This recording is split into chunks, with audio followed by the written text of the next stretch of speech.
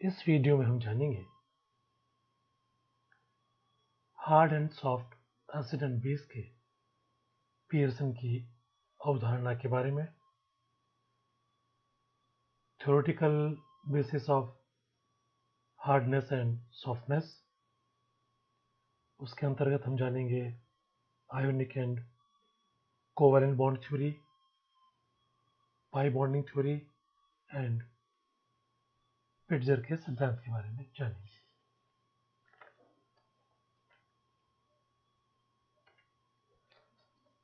सबसे पहले बात करते हैं पियर्सन की अवधारणा की।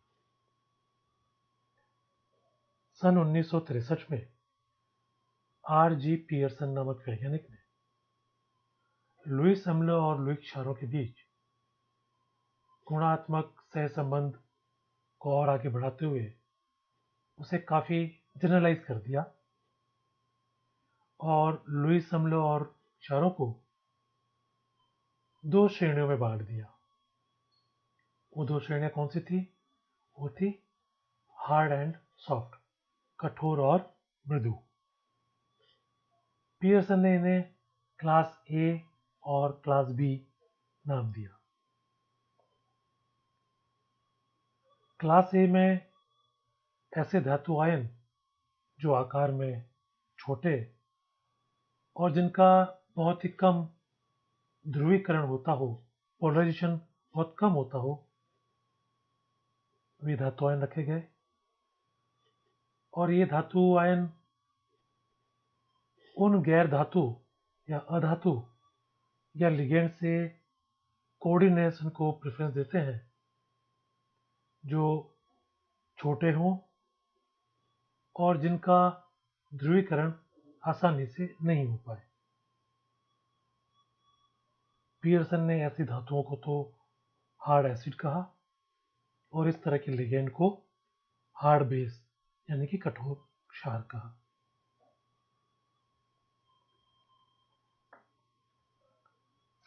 वर्ग बी में ऐसे धातु आयन जो कि बड़े आकार के हैं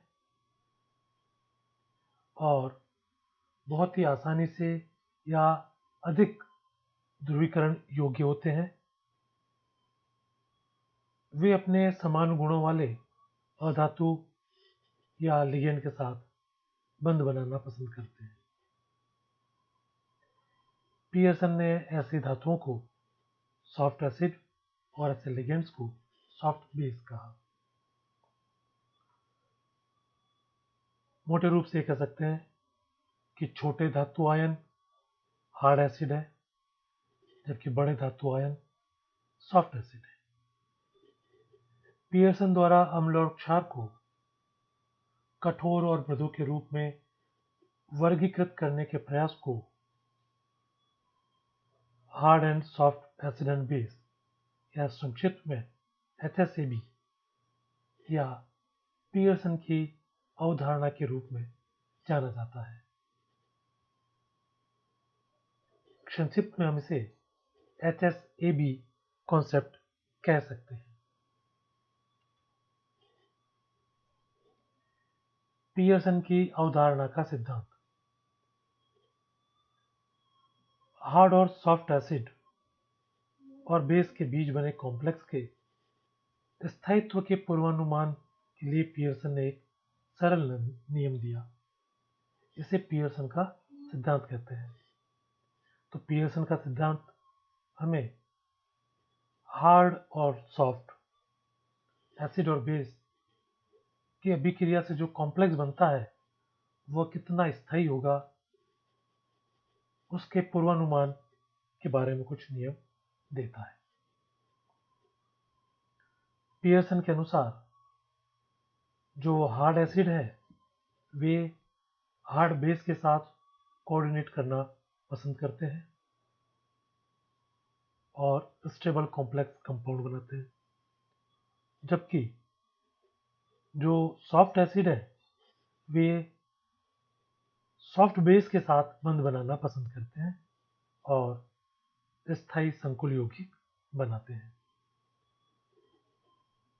दूसरे शब्दों में ये कहा जा सकता है HSAB अवधारणा के अनुसार कठोर एसिड कठोर क्षारों से बंध बनाने को वरीयता देते हैं और आयनिक संकुल बनाते हैं, जबकि मृदु एसिड मृदु क्षारों से बंध बनाने को वरीयता देते हुए सहसंयोजक संकुल बनाते हैं।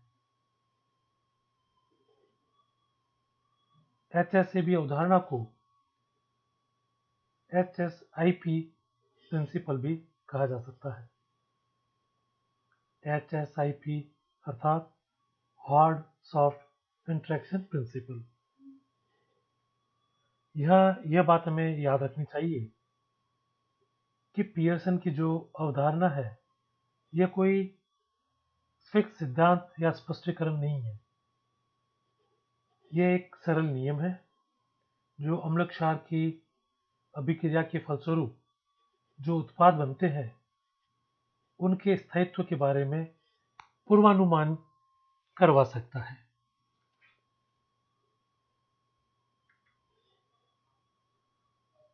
कठोरता और मृदुता के सैद्धांतिक आधार। कठोर कठोर तथा मृदु मृदु इंटरेक्शन द्वारा बने संकुलों के स्थायित्व को समझाने के लिए कई सिद्धांत दिए गए हैं। उनमें से कुछ महत्वपूर्ण सिद्धांत हैं: आयनिक और सहसंयोजक बंधन सिद्धांत, पाई बॉन्डिंग सिद्धांत और पिट्जर का सिद्धांत। अब हम इनकी एक एक करके व्याख्या करते हैं। आयनिक और सहसंयोजक बंध सिद्धांत। इस सिद्धांत के अनुसार हार्ड एसिड और हार्ड बेस की परस्पर क्रिया के द्वारा आयनिक बंध बनता है, जबकि सॉफ्ट एसिड और सॉफ्ट बेस की परस्पर क्रिया से सहसंयोजक बंध बनता है। यह तो हम जानते ही हैं कि दो विपरीत आवेश के आयनों के मध्य आकर्षण का इलेक्ट्रोस्टैटिक फोर्स अंतर परमाणु दूरी के व्युत्क्रमानुपाती होता है। आयन जितने छोटे होंगे उनकी अंतर परमाणु दूरी उतनी ही कम होगी और दो आयनों के मध्य इलेक्ट्रोस्टैटिक आकर्षण अधिक होगा और जिसके परिणामस्वरूप यौगिक अत्यधिक स्थायी होगा। मृदु अम्ल और मृदु क्षारों की परस्पर क्रिया से सहसंयोजक बंध बनता है, यानी कि जब भी सॉफ्ट एसिड और सॉफ्ट बेस की रिएक्शन होगी तो कोवैलेंट बॉन्ड बनेगा। ऐसा इसलिए होता है क्योंकि सॉफ्ट एसिड और सॉफ्ट बेस का आकार बड़ा होता है और जब उनकी परस्पर क्रिया होती है तो पोलराइजेशन भी काफी इंपॉर्टेंट रोल रखता है। मृदु अम्ल आमतौर पर 6 या अधिक डी इलेक्ट्रॉन वाले ट्रांजिशन मेटल यानी कि संक्रमण धातु के आयन होते हैं और डी के एक कक्षक आसानी से ध्रुवीकृत हो जाते हैं। इसलिए मृदु अम्ल और मृदु क्षारों की परस्पर क्रिया से बने संकुलों में सहसंयोजक बंधन होता है और वे स्थायी हो जाते हैं। किसी भी एसिड या बेस की कठोर और मृदु प्रकृति का पूर्वानुमान करने के लिए एक संबंध दिया गया। pk equals to minus log k equals to ax plus by plus c। यह इक्वेशन आपके स्क्रीन पर लाल रंग से दर्शाई गई है। यहाँ पर x और y एसिड के लिए पैरामीटर है, a और b क्षार के लिए पैरामीटर है और c एक स्थिरांक है जो p के मानों को इस तरह से समायोजित करता है कि सारे मान एक ही पैमाने पर आ जाए। k एसिड बेस वियोजन का साम्य स्थिरांक होता है। कुछ अम्लों के पैरामीटर y के मान यहाँ आपकी स्क्रीन पर दर्शाए गए हैं।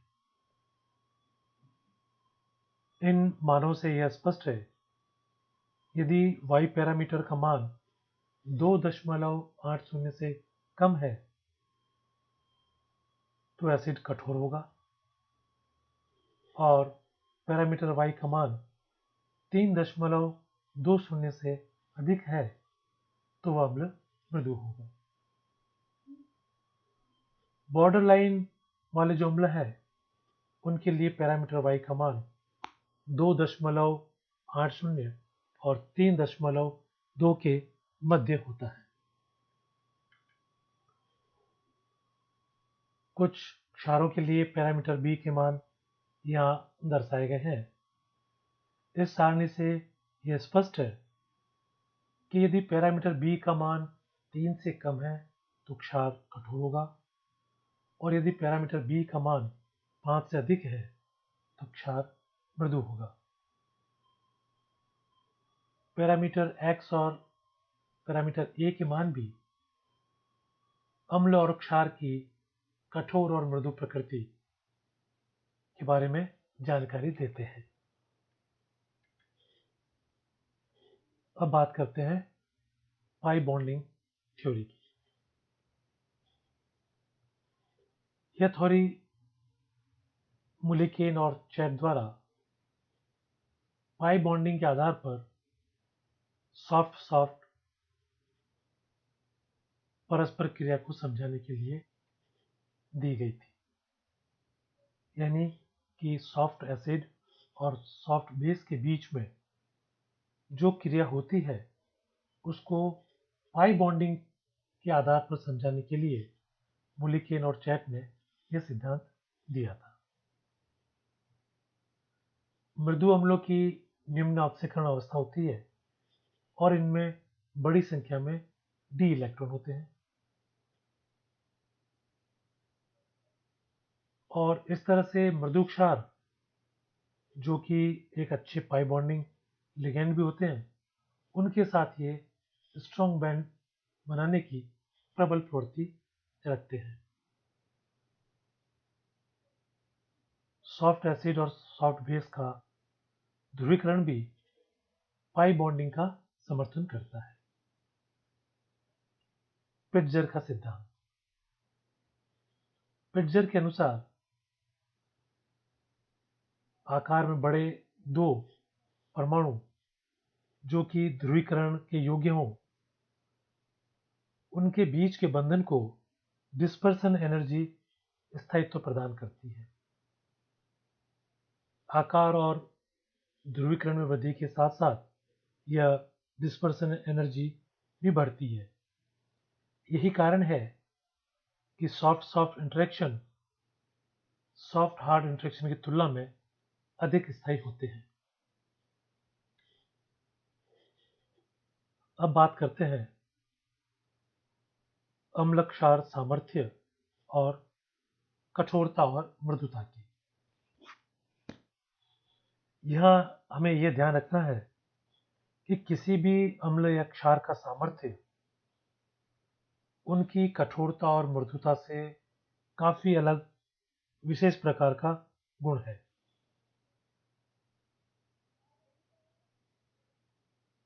कठोरता और मृदुता एसिड और बेस की परस्पर क्रिया के कारण जो उत्पाद प्राप्त होता है उसके स्थायित्व से संबंधित है।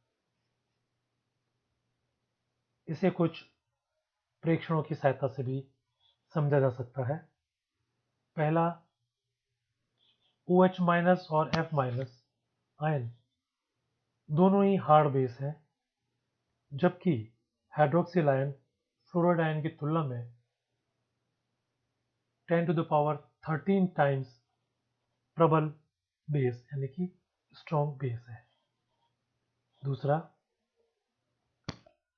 ट्राईइथाइल फॉस्फाइन और सल्फाइड दोनों ही मृदु क्षार हैं, जबकि मिथाइल मरकरी आयन के लिए ट्राईएथाइल फॉस्फाइन सल्फाइड आयन की तुलना में 10⁷ टाइम्स प्रबल बेस है। ये तथ्य पियर्सन के सिद्धांत का उल्लंघन करते हैं और जो पियर्सन का सिद्धांत था कि हार्ड एसिड हार्ड बेस को वरीयता देगा और सॉफ्ट एसिड सॉफ्ट बेस को वरीयता देगा, तो उपरोक्त उदाहरण इसका उल्लंघन करते हैं।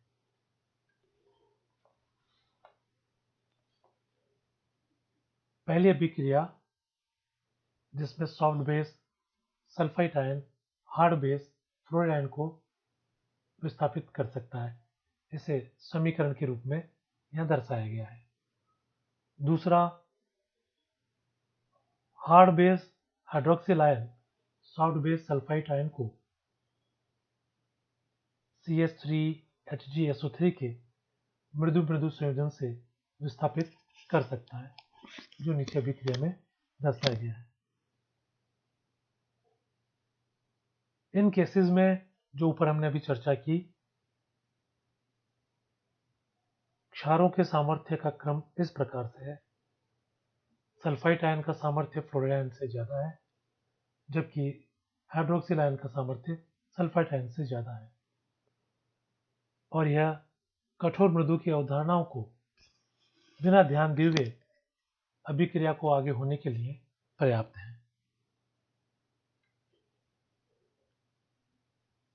यदि किसी अभिक्रिया के लिए सामर्थ्य के नियम और कठोरता मृदुता दोनों को प्रतिस्पर्धी परिस्थितियों में लागू किया जाए, तो कठोर और मृदु वाला जो नियम है वही लागू होगा। इसे नीचे दो उदाहरणों में दर्शाया गया है। जब कभी भी एसिड बेस इंटरेक्शन को ध्यान में रखा जाता है, तो सामर्थ्य के साथ साथ कठोरता और मृदुता को भी ध्यान में रखा जाता है। यहाँ इस सारणी में H+ आयन और मिथाइल मर्क्यूरी कैटायन की विभिन्न आयनों के प्रति क्षारकता को दर्शाया गया है।